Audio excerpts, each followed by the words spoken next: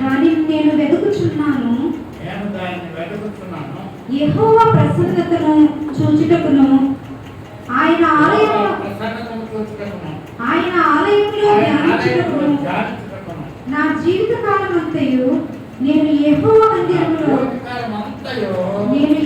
మందిరములో నివసింపగోరుచున్నాను.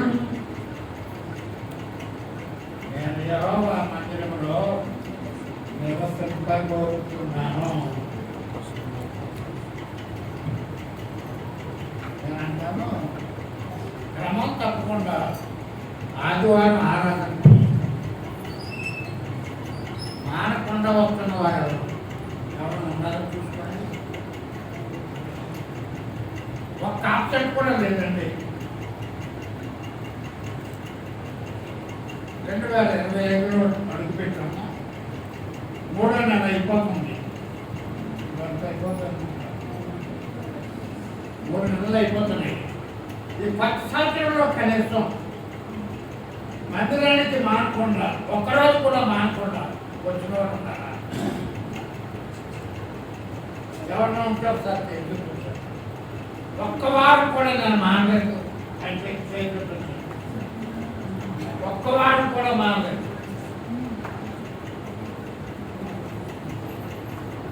1 2 3 4 5 6 7 8 9 10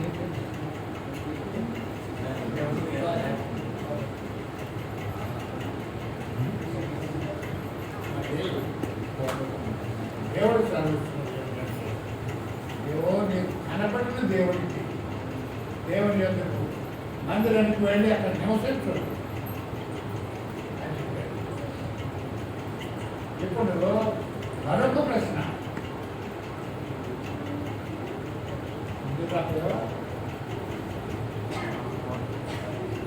మరొక ప్రశ్న వస్తుంది. చూడండి, 3వ యాకోబు తన ఇంటి వారితో తన యొద్దనున్న వారితో మీ యొద్దనున్న అన్ని దేవతలను పారవేసి మిమ్మల్ని మీరు శుచిపరుచుకొని మీ వస్త్రములను మార్చుకొనుడి. మనము లేచి బేతేలునకు వెళ్ళుదము. నా శ్రమ దినమున నాకు ఉత్తరం ఇచ్చి నేను వెళ్ళిన మార్గమున నాకు తోడైన బలిపీఠమును అక్కడ పెట్టేదని చెప్పాను.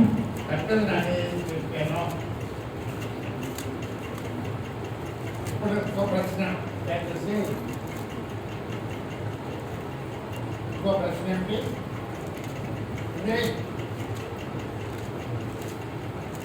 అతను తన ఇంటి వారితో కనుతో ఉన్న వారందరితో మనం లేచి బేతేలకు వెళ్ళడం.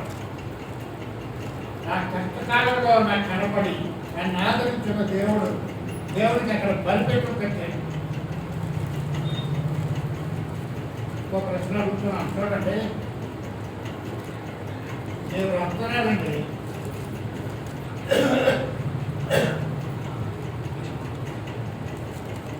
అక్కడ ప్రశ్న ఏంటి?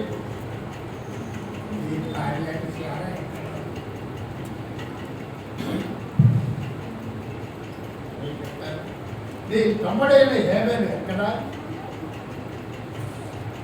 అంటే మనం వెళ్ళిపోయామంటే సంబరం. మన బైబిల్ మనం పట్టుకుని అందరిని కలిపేమంటే సంబరం.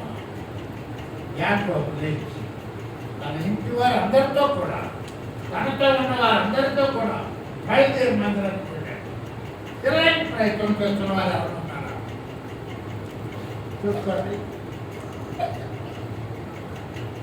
నేను ప్రభువుని నమ్ముతున్నాను, మీ ఇంట్లో అందరూ నమ్ముతున్నారా? యాకోబు తాను లేచి బయలుదేరాడు.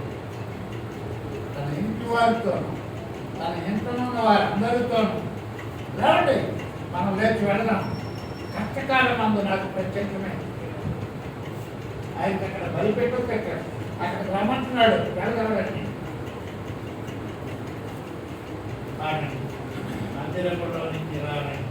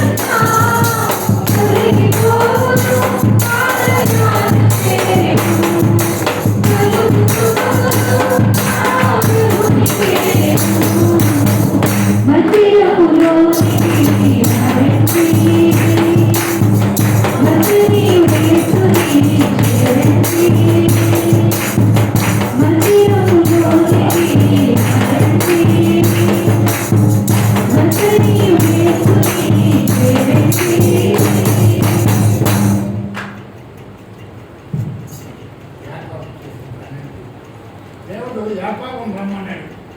నువ్వు వెళ్ళి దేశాల్లో కలిపెట్టడం కదా. అదే స్థలంలో నువ్వు నివసించు అంటే వెళ్ళిపోవచ్చుగా, సింగిల్గా వెళ్ళిపోవచ్చు. లేదు, తన ఇంటి వారు అందరితో బయలుదేరాడు.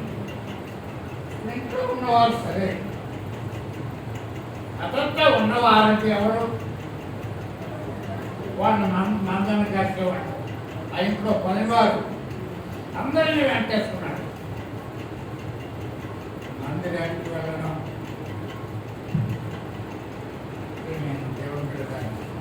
దేవుని సన్నిధికి వెళ్ళేటప్పుడు క్రైస్తవ ధర్మం కనీస కర్తవ్యం ఏంటంటే మనం వెళ్ళాలి. మనతో పాటు మన ఇంటివారు, మన ఇంటివారితో పాటు మనతో కూడా నివసించేవారు అందరినీ కూడగట్టుకుని దేవుని సన్నిధికి వెళ్ళాలి. యాకోబు చేస్తున్న పని. దేవుడు తనతో మాట్లాడిన స్థలానికి ఏం పెట్టాడు? బేతేలు కలిపే నామకరణం చేశాడు. అక్కడ కలిపెట్లో పెట్టాడు. దేవుడు తనతో మాట్లాడాడు. దేవుడితో తాను మాట్లాడాడు.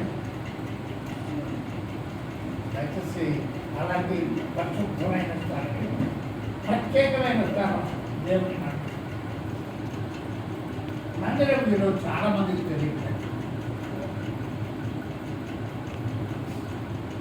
ఎప్పుడో ఖాళీ ఉన్నప్పుడు వెళ్ళొచ్చు, చూద్దాం, వచ్చే వారం వెళదాం, ఆ వారం వచ్చిందాక మళ్ళీ వచ్చే వారం వెళదాం, వాయిదాలు వేసుకుంటాం. మందిరానికి వెళ్ళడానికి వాయిదాలు. తర్వాత వారు తమతో కూడా ఇతరులను వెంట పెట్టుకుని రావాలి. నేను పుట్టగరంలో ఆదివారం వచ్చిన వాళ్ళని వచ్చినా వందనాలు చెప్తే నేను అడుగుతుంటాను. ఒకటి వచ్చావా, ఒకటిలో వచ్చావా, ఎవరు వచ్చారు అని అడుగుతుంటాను. ఏంటంటే కుటుంబీకులు కుటుంబంతో ఉండాలి.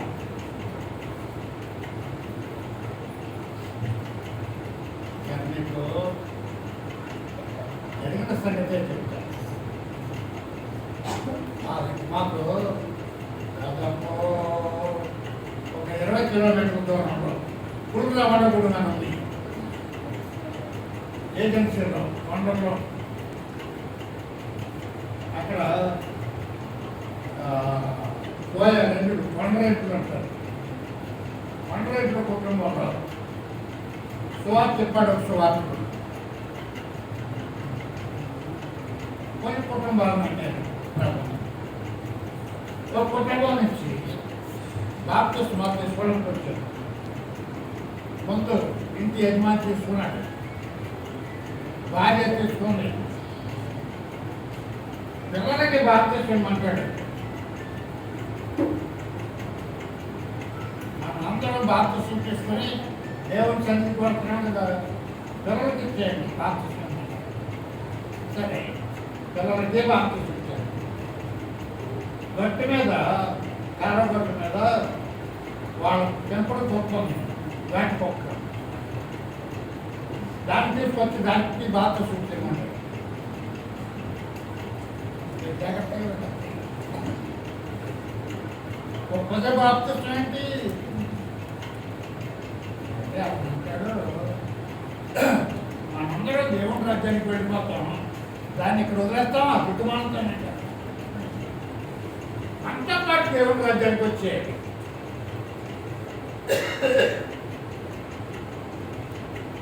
అతని హృదయ వాక్యం ఎంత అద్భుతమైందో చూడండి.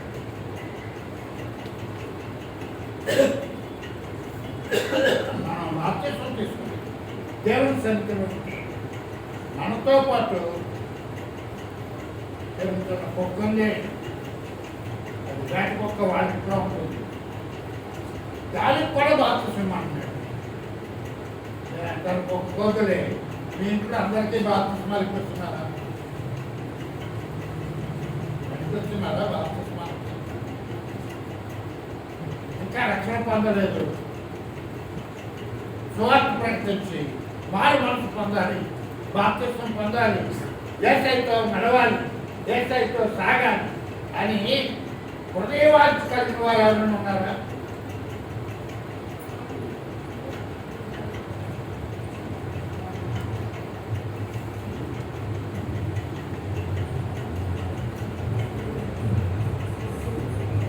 ఎంతమంది? అలాగూ నీతో పాటు నీవును ఎత్తువారను అని ఉంది. ఇలాగా రక్షణ పొందడానికి నేను ఏం చేయాలి అంటే ప్రభువు చేస్తున్నందుకు విశ్వాసం ఉంచు.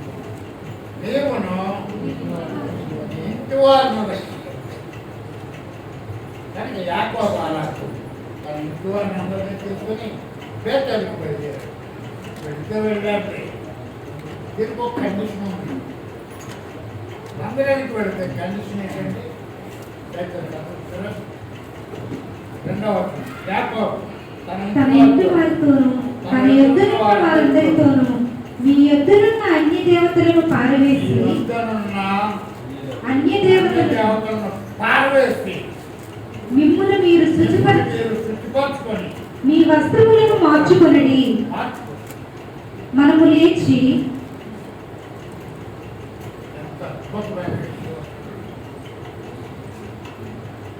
బయలుదేరండి. మీ దగ్గర ఉన్న అన్ని దేవతలను ఏం చేయాలి? వెంకటేశ్వరారా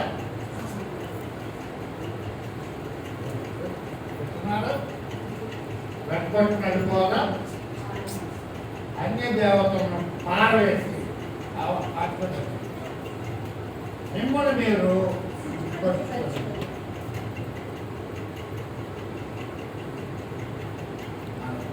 పాపం కలగబడాలి. యోహాను మొదటి పత్రిక 1:8-7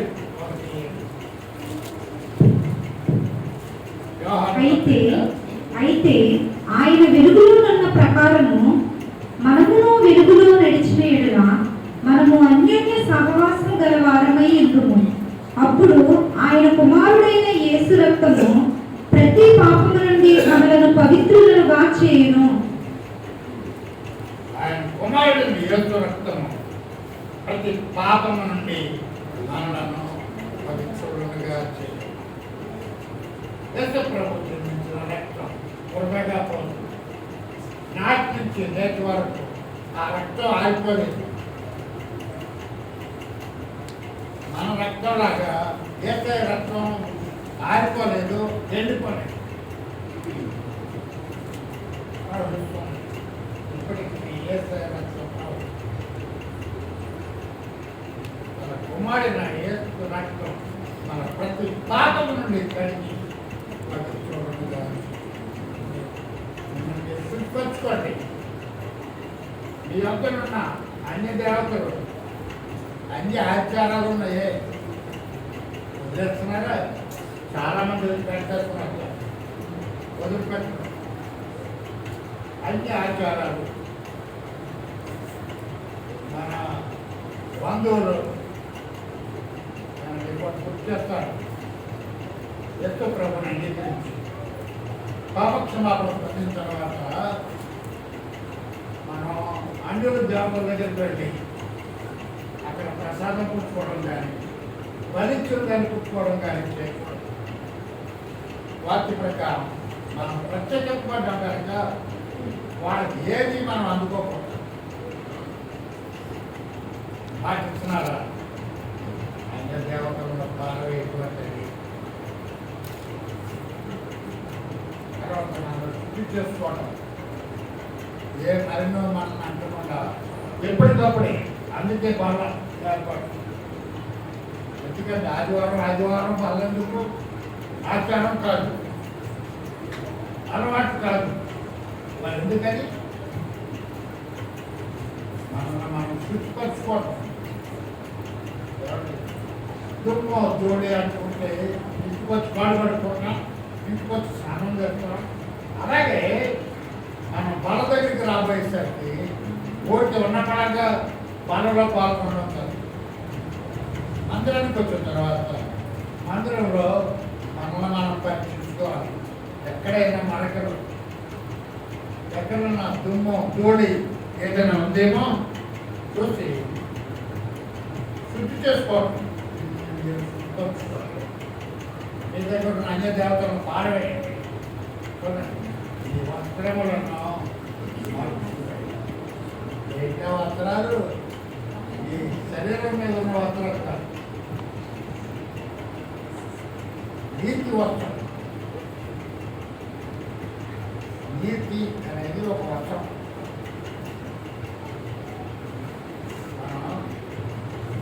పాపంలో ఉన్నట్లయితే పాపం అనేది యశాగ్రంథం 64:6 అది ఏమన్నది?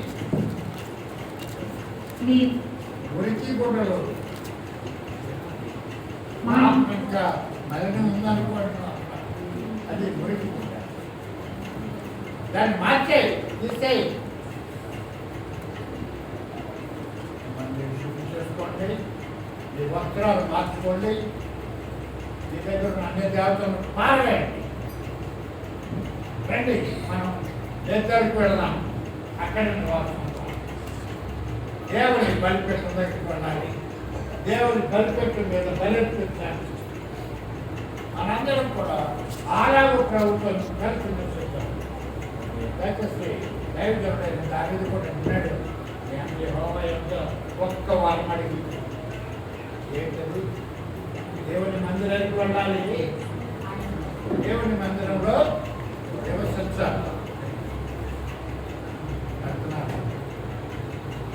ప్రార్థన కొట్టాలి. ఎంతమంది ఆదరవుతున్నారు? శుక్రవారం ప్రార్థన కొట్టాలి, ఆదరవుతారు.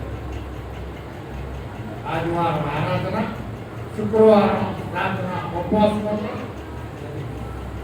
వీటన్నిటికీ ఆదరవుతున్నారు. ఆదరైతే యాకోబు రాజు సిద్ధపడి కుటుంబాలతో సహా లేచి ప్రభుత్వాన్ని చూడుతున్నట్లయితే అలాంటి కుటుంబం ఆశీర్వదించారు.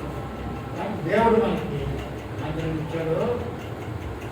రాజు అయిన దావీదు 122వ కీర్తనలో మొదటి పల్లవి ఏమంటాడు? యెహోవా మందిరంలోకి వెళ్ళమని సంతోషించాను. అంత బిజీ. చాలా మంది అంటారు నాకు మందిరానికి వెళ్ళడానికి కుదరట్లేదు. కుదరదండి. ఒక ఆయన అడిగాను, మీరు రావడం ఎందుకు రాలేదంటే నాకు తోడు ఉన్నాయి అన్నాడు. నేను అన్నాను, మీకు తోడు ఇవ్వడం దేవుడికి తప్ప,